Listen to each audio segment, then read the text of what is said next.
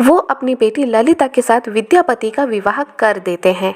ललिता से विवाह होने के पश्चात विद्यापति विश्वावसु के जमाई बन जाते हैं। कुछ दिन जाने के बाद जब विद्यापति को लगता है कि वो उनके ससुर के साथ और ललिता के साथ, उनके परिवार के साथ अच्छी तरह से घुल मिल गए हैं, तब वो ललिता से एक बात कहते हैं कि मुझे तुम्हारे भगवान नील माधव के दर्शन करने हैं। तो ललिता जाकर अपने पिता विश्वावसु से ये बात कहती हैं। फिर विश्वावसु कहते हैं कि ठीक है, मैं जमाई को लेकर तो जाऊंगा, जो कि विद्यापति थे, लेकिन उनके आंखों में पट्टी बंधी होगी, वो रास्ता नहीं देख पाएंगे, लेकिन भगवान के दर्शन वो कर पाएंगे। तो इस तरह से विद्यापति भी हाँ कह देते हैं।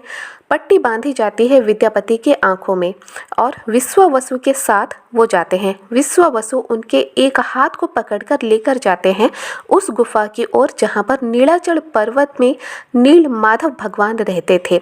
लेकिन विद्यापति बहुत ज़्यादा चतुर थे, वो गए थे भगवान का पता लगाने। तो उन्होंने एक रास्ता सोचा। विद्यापति राई के कुछ दाने अपने साथ लेकर गए थे। जिस रास्ते से विश्वावसु उनकी आंखों में पट्टी बांधकर उन्हें लेकर जा रहे थे, वो रास्ते भर राई के दाने गिराते हुए गए विद्यापति। तो इस तरह से जिस रास्ते में विद्यापति भगवान नील माधव के पास गए, उस रास्ते में राई के दाने गिरते गिरते गए। जब उस गुफा में पहुंचे तब उनकी आंखों से पट्टी खोल दी गई और जब उन्होंने नील माधव भगवान का दर्शन किया तो वो बहुत ज़्यादा आश्चर्य हो गए कि नील माधव भगवान की ओर से एक प्रकाश निकल रहा है जो कि गुफा को पूरी तरह से प्रकाशित करता है। तो ये सब देखकर बहुत ज़्यादा प्रसन्न हो गए। पूजा करने के बाद उनकी आंखों में फिर से पट्टी बांधी गई। विश्वावसु उन्हें पकड़कर लेकर आए घर तक। ऐसे करके कुछ दिन बीत जाते हैं। बरसात का मौसम आता है। जो राई के दाने रास्ते पर गिरे हुए थे, उन राई के दानों से पेड़ निकलने लगते हैं और राई के पेड़ जब थोड़े बड़े हो जाते हैं तब विद्यापति सोचते हैं कि पेड़ अभी बड़े हो गए होंगे और मुझे पता चल जाएगा कि किस रास्ते से मैं गया था। तब एक दिन बिना कुछ किसी को भी बताए वो चले जाते हैं उसी रास्तों में जहाँ पर उन्होंने राई के दाने गिराए थे।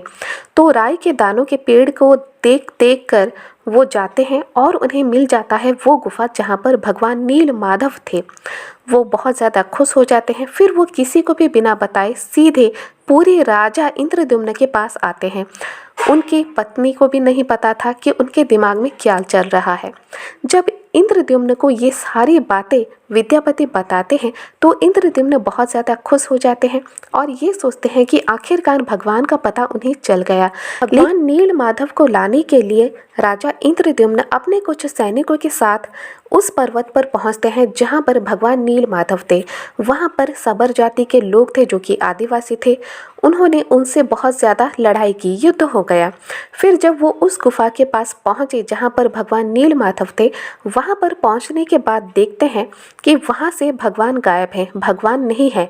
तो ये सब देखकर राजा इंद्रद्युम्न और विद्यापति बहुत ज़्यादा दुखी हो जाते हैं। फिर अपने महल में लौट आते हैं। तभी राजा को सपना आता है। तो भगवान कहते हैं कि मैंने कहा तुम मुझे लेने आओ, आदर सत्कार से मुझे लेते, ऐसा नहीं कि तुम लोगों को मारो, युद्ध करो। तो इससे मैं बहुत ज़्यादा क्रोधित हो गया और मैं तुम्हारे साथ नहीं गया। अगर तुम मुझे अपने राज्य में लेकर आना चाहते हो तो मेरी पूजा करो, मेरी तपस्या करो। अगर मैं खुश हो गया तो फिर आ जाऊंगा तुम्हारे राज्य में।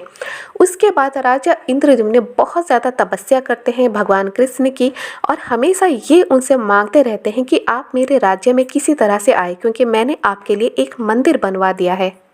उनकी भक्ति देखकर भगवान कृष्ण बहुत ज़्यादा खुश हो जाते हैं और फिर से उन्हें सपना आता है।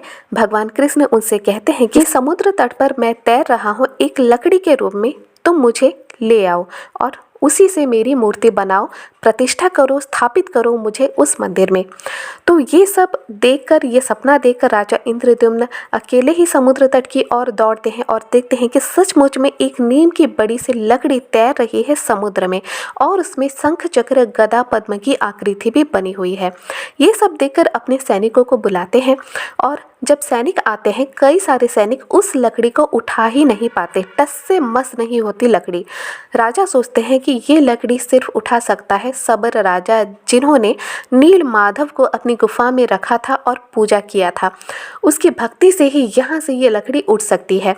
तो इस तरह से सबर राजा विश्वावसु को बुलाया जाते हैं और जब विश्वावसु वहाँ पर पहुँचते हैं तो वो अकेले ही उस लकड़ी को उठाकर मंदिर तक ले आते हैं। फिर उसके बाद मूर्ति बनाई जाती है और मूर्ति कैसे बनती है इसके बारे में मैंने पहले ही एक वीडियो बना रखा है, आप उस वीडियो को देख सकते हैं। जब मूर्ति बन जाती है तब राजा ये सोचने लगते हैं कि अगर सबर राजा नहीं होते मैं ये लकड़ी समुद्र तट से यहाँ तक कैसे लाता। तो उस दिन से लेकर आज तक सबर जाति के लोग गर्भगृह के अंदर भगवान जगन्नाथ को पूजा करते हैं। वही जगन्नाथ है और वही नील माधव है। पहले उन्हें नील माधव कहा जाता था और बाद में जगत के नाथ जगन्नाथ कहा गया। तो इसीलिए सबर जाति के लोग वहां पर पूजा करते हैं और आगे भी करते रहेंगे। ये थी दोस्तों कहानी, कैसे भगवान नील माधव को ढूंढा गया, क्यों प्रभु श्री जगन्नाथ को नील माधव कहा जाता है और क्यों उनके गर्भगृह के अंदर सबर जाति के लोग पूजा करते हैं। आज का ये वीडियो अगर आपको ज़रा भी पसंद आया लाइक कर दें, इसके साथ ही शेयर करें अपने दोस्तों के साथ।